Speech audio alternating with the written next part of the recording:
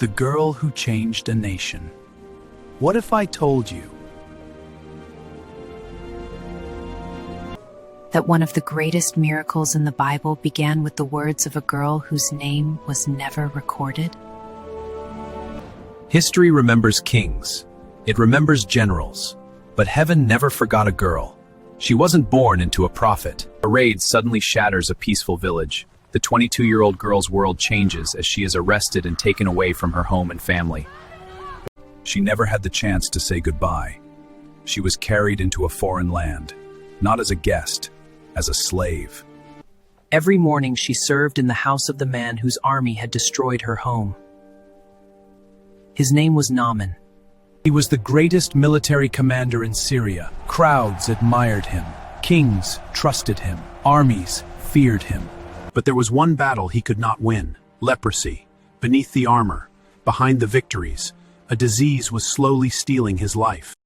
Then one ordinary day, a little servant girl looked at her mistress and quietly said, "If only my master would see the prophet in Samaria, he would be healed."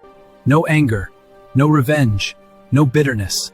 She chose compassion for the very man who had taken everything from her. Those simple words traveled from a servant. There is a prophet in Israel who can heal. Soon, Naaman stood at the doorstep of the prophet Elisha. He expected a grand ceremony. Instead, he received a simple instruction: go and wash in the Jordan River 7 times. Naaman was furious. He almost walked away. His pride nearly cost him his miracle. But at the urging of his servants, he stepped into the river.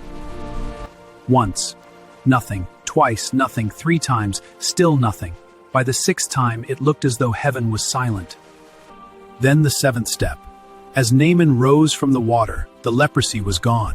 His skin became like that of a young child. The mighty general wept, not because he had regained his health, but because he had finally met the living God. And it all began with the courage of a little girl the world never bothered to name. Think about that. The person with the least power in the room became the person God used the most.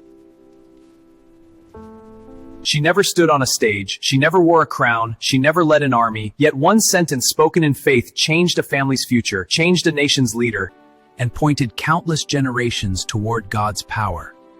Perhaps that's why the Bible never tells us her name. Because her story isn't about her fame, it's about God's faithfulness. Never believe that you're too small to make a difference. Heaven has always loved using ordinary people to accomplish extraordinary things. If this verse spoke to your heart, comment, like, and follow for more cinematic Bible verses.